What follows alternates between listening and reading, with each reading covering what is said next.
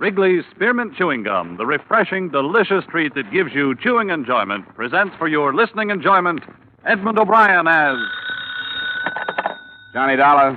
My name's Mark Nelson. I came to Hartford to talk to you about a federal assignment. I'm from the Treasury Department, Bureau of Narcotics. We need an insurance investigator. For what? To go to London on a case that has us stopped here. I'm in the Commonwealth Hotel. I'd like to have you come over. Wait a minute. What's insurance got to do with it? Our company took a policy on a few $1,000s worth of trunks en route to London. Somewhere in the load is $500,000 in narcotics. We want you to take the trip with it.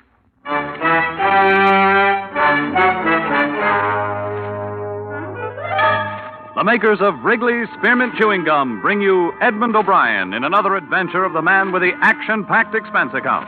America's fabulous freelance insurance investigator. Yours truly, Johnny Dollar.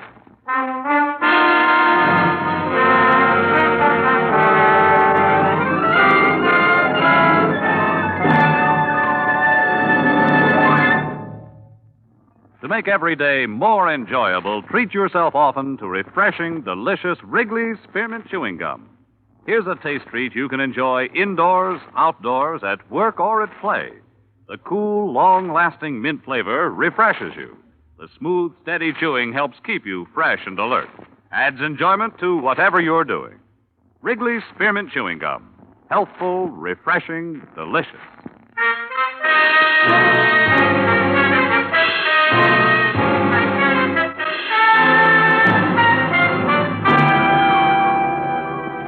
Expense account submitted by Special Investigator Johnny Dollar to Treasury Department, Bureau of Narcotics, Washington, D.C. The following is an accounting of my expenditures during investigation of the London matter. Expense account item 1, $1.75, cab fare to Commonwealth Hotel. I'll give you the background as briefly as I can, Dollar. We allowed the entry of some narcotics from India into Seattle. We've been trying to break up a big ring in the Pacific Northwest. But the stuff didn't stay there. We followed it south into Beverly Hills.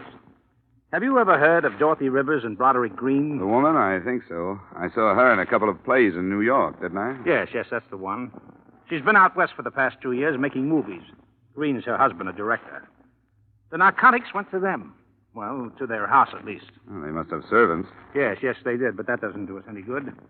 There were 4 of them, but 3 of them have been discharged. They all had a hand in packing the trunks for this London trip. So any one of them or all of them could have packed the narcotics.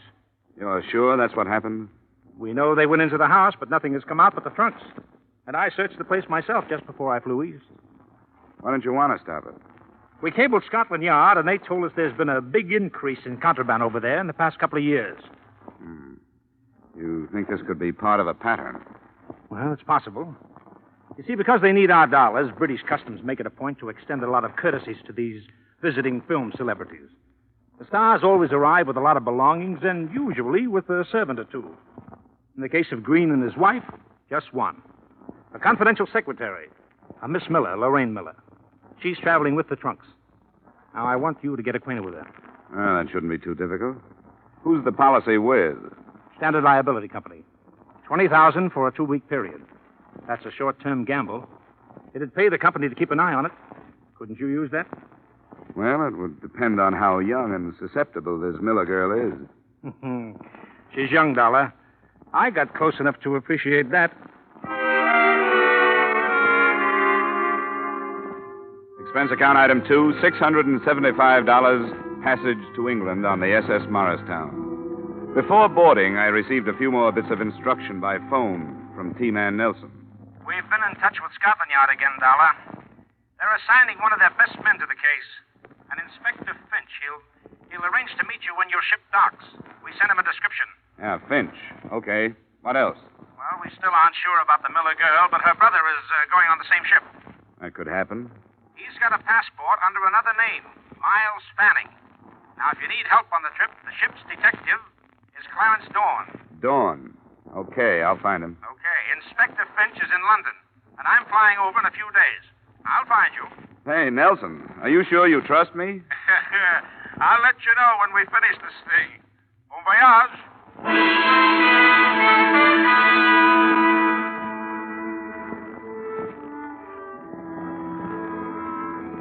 Expense account item 3, $8. Bar bill. I met Lorraine Miller in a small lounge on B deck as we left New York Harbor.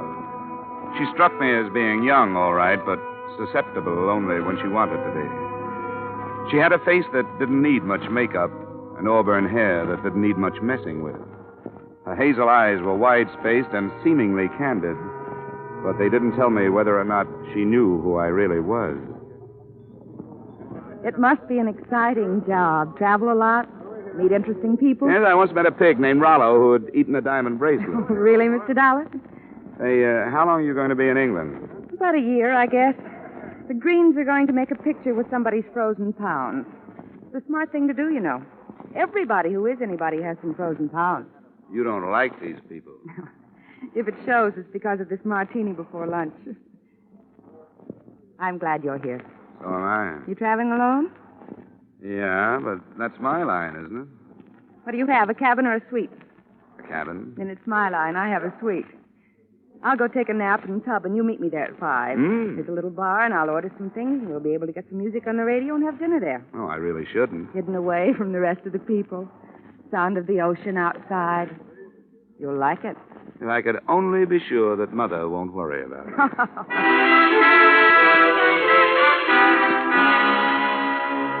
The cocktails were good, and so was the dinner.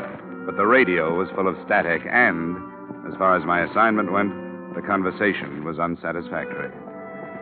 I learned a lot about Lorraine Miller and a little about the Greens, but none of it tied in with the case.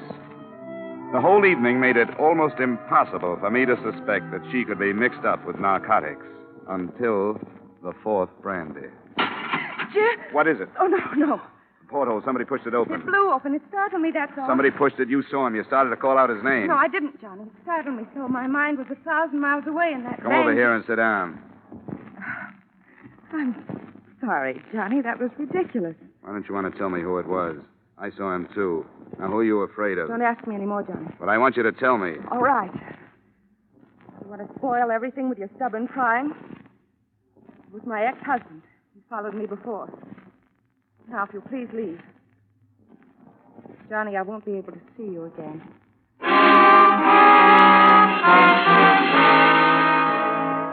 Selfishly, I was sorry it had to happen, but it meant progress. I knew it had been her brother outside the porthole, and she was covering up for him. The portly, balding ship's detective, Clarence Dawn, was sporting a well-worn flannel bathrobe and Congress gaiters when he let me into his cabin a half hour later. Well, welcome aboard, Dollar. They told me about you. Yeah, I looked for you up in the ballroom. I never bother with the ballroom the first night out. The con merchants are just picking their marks. The slick gamblers are softening the suckers by letting them win. Nothing you can get your teeth into first night out. Tomorrow I go to work. Sit down, huh? Yeah, thanks. Customs told me you might contact me. Always glad to help if I can. Thank you. There's a passenger aboard named of Miles Fanning. Fanning, huh? I got a duplicate list here somewhere. Oh, yeah. Baggett, Fallon, Fanning. Miles D. Fanning. Number 22 on secret. Yeah, that's the name. Do you know anything about him? Oh, let's see. I keep a notebook. Names of some of the hot ones that make the crossing. Fanning. Well, he's not here. Don't know anything about him. What's his specialty? Well, this trip he's using forged papers. Fanning's not his real name. Say, I'd better report that, hadn't I? No, the federal men want him left Is alone. he hot? He could be. Oh, yeah. Can't let me in on it, huh? I know how it is. I wish you'd pick him out tomorrow. Keep your eye on him for me. Sure, absolutely. Glad to help. Anything special you want? I'd like to know if he meets the girl on number 12A deck, Lorraine Miller. Auburn hair, hazel eyes, about 5'4". Got it? I'd like to know if he sends any cables ahead to London. I'd like to see copies if I could. I'll get word to the radio operators right away. Thanks for the cooperation, Dawn. I'll check back with you tomorrow night. Right.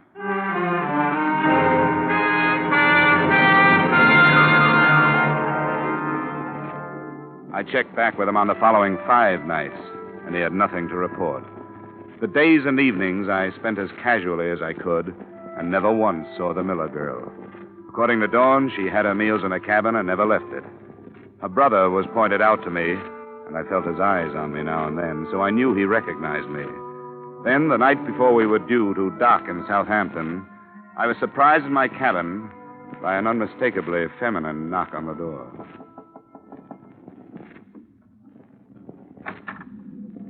I think I owe you an apology. Well, I didn't expect this.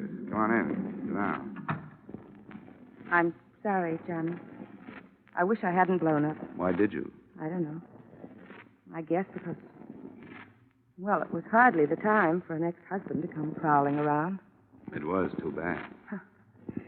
The trip that started out to be a lark, this one has turned into a big flop. Have you enjoyed it? Well, I've met a lot of those interesting people, bridge players, deck tennis players, kind of ask the players, fat old gossips with jewels, drunks, nothing like much.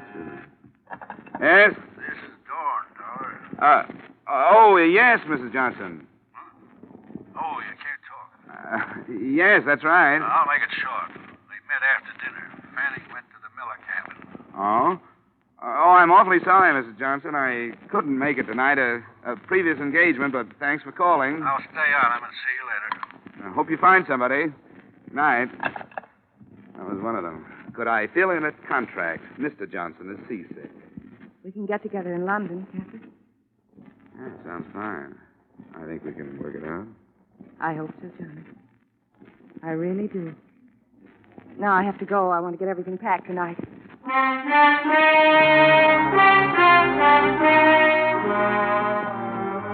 I poured myself a nightcap after she'd left. A big one, because I was confused. I didn't know why she'd come, or how much she knew about the narcotics, or how much she thought I knew. It was the first drink I'd had in my cabin out of my own bottle, and it was the last. I felt it the minute it was down. There was nothing I could do about it. But it was painless. The ship seemed to roll more heavily, and I pitched forward toward my bunk. After that, the ship could have sunk, and I wouldn't have known about it.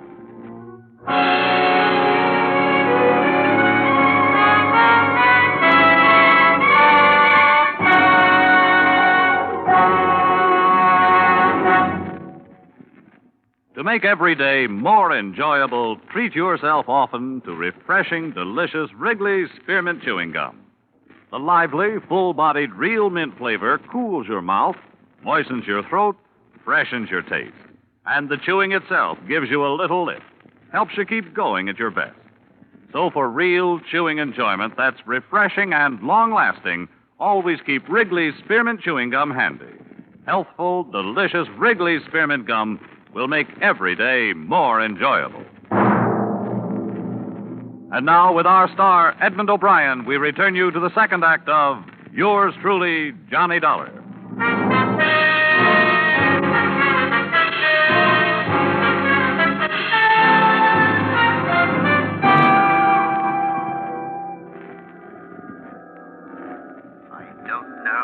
I don't know. Great shock to the system. Yes, it must be. Sinister amount of opiate. Amazing resistance. Well, we'll try. There. I don't dare give him any more stimulant, Inspector, but this should bring him round. Rather an unpleasant arrival, poor chap. Yes. That did the trick. Now I'll leave him to you, Inspector. Keep him awake, but don't expect too much at first. Yes, of course. Thank you, Doctor. Mr. Dollar? Mr. Dollar? Can you hear me, sir? Huh? What? You must try to stay awake. Can you open your eyes? Who are you? Chief Inspector Finch of Scotland Yard. Oh, the girl. I'm afraid Miss Miller has disembarked. Fanning? He's being followed by one of my men. Mr. Dollar, your system received a large amount of opiate, enough to render you unconscious for almost 12 hours. Do you know who administered it? We're in Southampton. Yes. It was a girl. She come to my cabin and there was a phone call. A phone call, sir? Yeah, the ship's detective had been giving me a hand, keeping his eye on Fanning. I wasn't watching her. She must have drugged the whiskey while I was talking. Oh, I was stupid. I shouldn't worry if I were you. The situation is nicely under control. The trunks? En route to the Green residence. However, the men in the lorry with it are from Scotland Yard. They'll unpack them, and I assure you nothing will pass unnoticed. Nice going, Inspector. Thank you, sir. We like to try. Now, if you could raise yourself and drink some of this coffee. All right. Yeah. Shouldn't be this hard. Nasty experience. Okay, let's have the coffee. Yeah. Splendid. When you feel strong enough, we'll have an ambulance move you to my flat. You may rest there, and we shall await developments.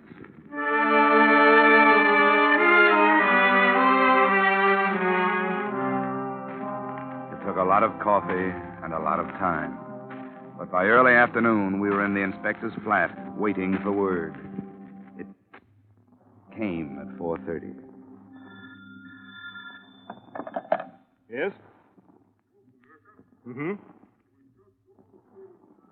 Huh? Are you quite positive? I see. Very well, Sergeant. Return to the yard. I'll phone you there if I need you. Mr. Dollar, is it possible that an error was committed on the other side, that the narcotics never left there? They didn't find them? No. After meticulous search. Oh, Treasury's not going to make a mistake like that with $500,000 worth. The narcotics left the States, all right. Perhaps they're still on the ship. May have got the wind up since you were aboard and discarded the original plan. I don't know. I suppose it's a thought. Right. I'll arrange for a search party at once. Inspector, who in London would be able to buy this amount of narcotics? That question had occurred to me. The answer shouldn't be too difficult to find. Perhaps you'd care to accompany me to my office while we try. We rather pride ourselves upon our efficiency.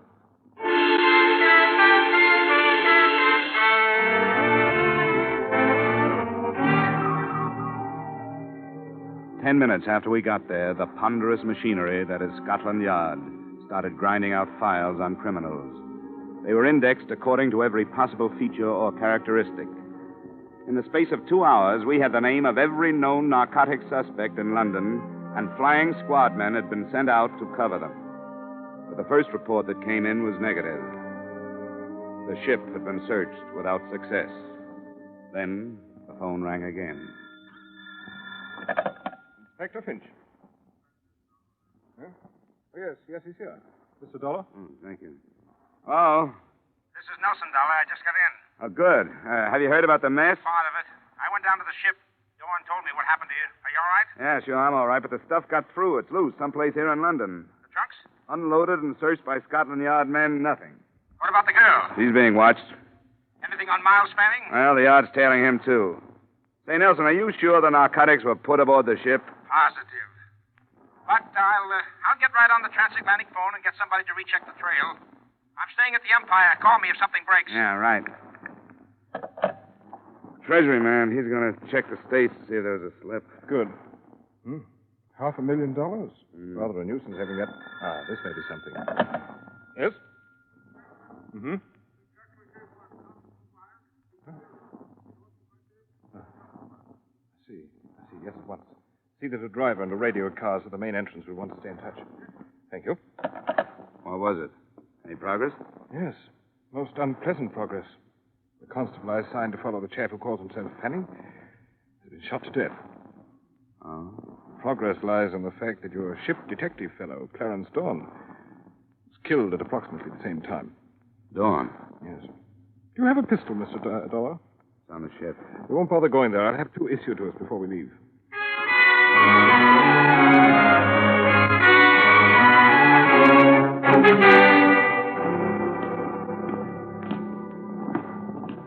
I spoke to Constable Wilde before he died, sir.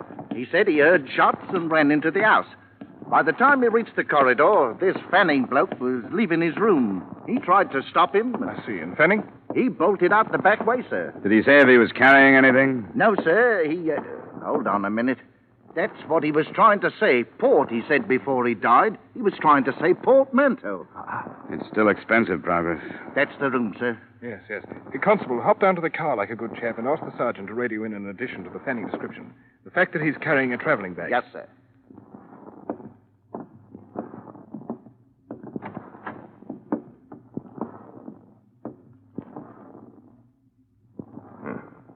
Is this Clarence Dawn? Yeah. And I guess the answer to a few things.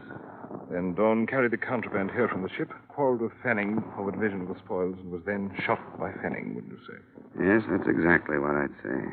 Then Fanning's our man. We'll have to find him. Right. Yeah, I'd like to go to the Green Place, talk to the Miller girl, Inspector. Of course. Clarence Dawn. You know, I thought... How could I have been so stupid?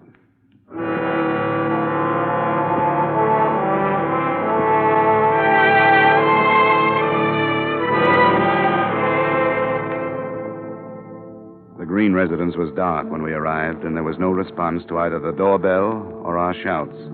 We pulled up a few yards, and while we waited, we listened to the nervous talk between the radio cars that were combing the city for the man we called Fanning.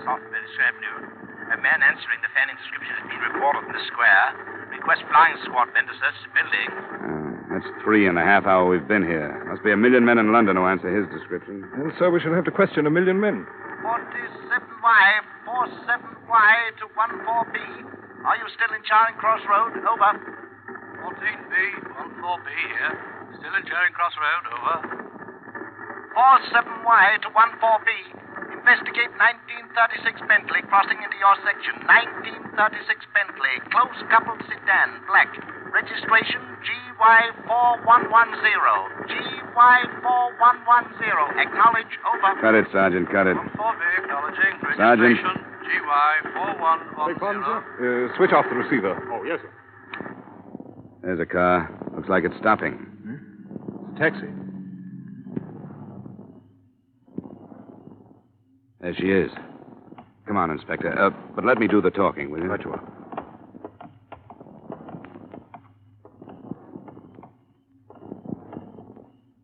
Lorraine? Who is it? Johnny. Johnny, where have you been? Where is he, Lorraine? What happened to you? I looked for you when we were docking. I came to your cabin and knocked. Stop it. Where is he, your brother? Johnny, Come on, where is he? what has he done this time? What'd you say? What has Jim done? You know what he's done. No, I don't. He wouldn't tell me. After everything that's happened, after you've lied to protect him, you're asking me to believe that you didn't know what he was doing? Yes, I'm asking you to believe me. You don't have to. I haven't known anything about Jim since the war. It wasn't my brother who came home. It was somebody else. Somebody to be ashamed of. A stranger I gave money to so he'd leave me alone. But he never did. It was the war. What has he done this time? Tell me, Lorraine. He knew you were coming to London? Yes. You saw him while you were getting ready to leave? He needed money. I hired him to help with the packing. Where is he, Lorraine? I've got a right to know what he's If done. you're telling the truth, it doesn't make any difference. The man's a criminal. He has to be taken. Now, I want you to tell me where he is. He's not my brother anymore, so it doesn't matter. He's going to Tangiers. How, on a ship or a plane? A ship. Which one? I don't know. He's leaving at 9 a.m. If he doesn't, he'll drag me into whatever it is. Accomplice, he said. But I don't care anymore. I don't care. Well, Mr. Dollar, What do you think of it, Inspector? I don't think she was lying. We've had the same trouble here in England. Young boys who found themselves fighting a war as children were no more than grown-up children when one day they were told they'd won it. I've seen them. They can't cope with our rather sorry victory, and they simply don't care. Loyalties mean nothing. They want money, and they don't care what they do to get it.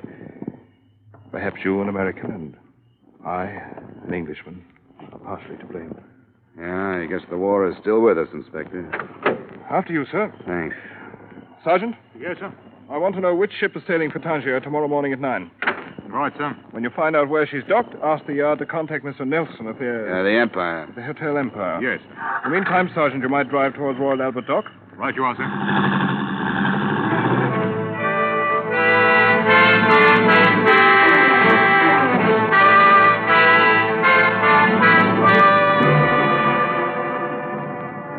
The ship turned out to be the city of Bombay. Before we drew to a stop at Royal Albert Dock, we passed through what must have been half of the mobile police force of London.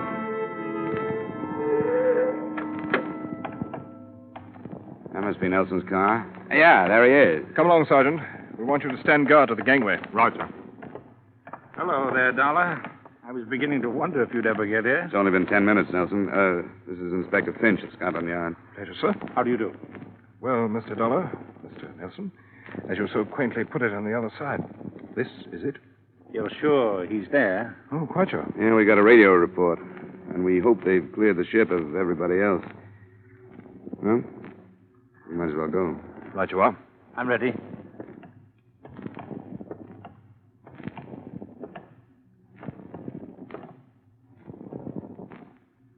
Mr. Dollar? It's up to you. Thanks. You there. Is Mr. Fanning aboard? I Aye, he's aboard. Stay here, Sergeant. Right there. You received word from Scotland Yard? I did. Then you'll allow us to come aboard after him? You can come aboard.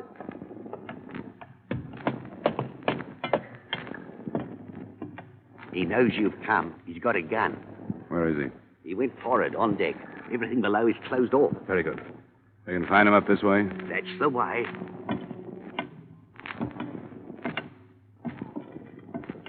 There's a winch up forward. Good protection. Down behind the hatch. Hey, Miller, Fanning, whatever you call yourself. Come on out. We've got the Treasury Department and Scotland Yard here, so come on out. He won't do it. He won't, Dollar. It's too late for him. I'd better cross over to the other side while you cover me. May draw him out. Are we ready? Wait till I move down here. This is good. Good luck, Inspector. Use your head, Miller. Come on out. There he goes. Throw the bow. Don't let him get over.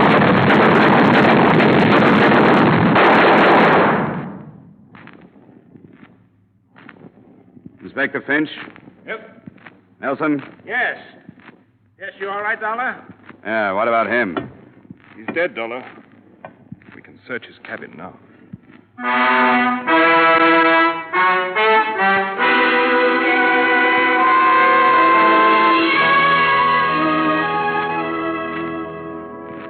The traveling bag with its $500,000 contents was just inside Fanning's door.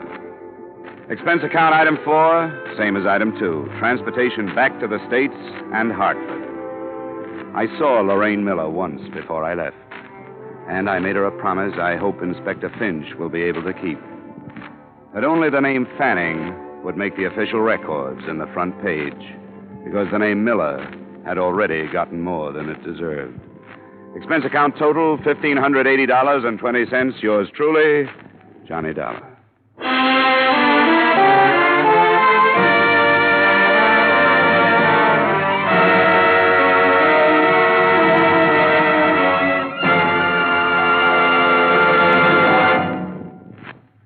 Remember, friends, to make every day more enjoyable, treat yourself often to refreshing, delicious Wrigley's Spearmint Chewing Gum. There's lots of cooling, real mint flavor in every stick. And chewing Wrigley's Spearmint helps keep you feeling fresh and alert. You feel better, work better, get more fun out of doing things. So indoors, outdoors, wherever you go, keep some healthful, refreshing Wrigley's Spearmint Chewing Gum handy. To make every day more enjoyable, treat yourself often to delicious Wrigley's Spearmint Chewing Gum.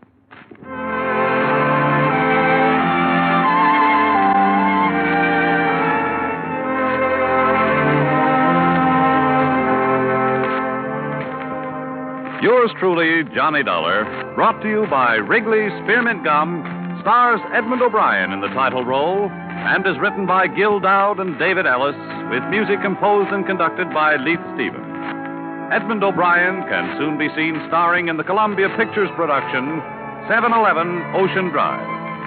Featured in tonight's cast were Wally Mayer, Virginia Gregg, Herb Butterfield, Dana Herlihy, Tudor Owen, Ben Wright, and Alec Harford.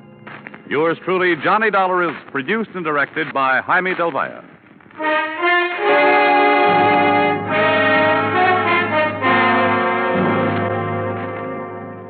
The makers of Wrigley's Spearmint Chewing Gum hope you've enjoyed tonight's story of Johnny Dollar and that you're enjoying delicious Wrigley's Spearmint Chewing Gum every day.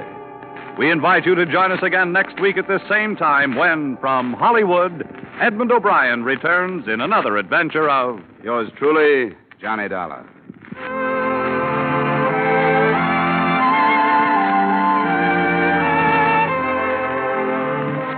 Bob Stevenson speaking. This is CBS, the Columbia Broadcasting System.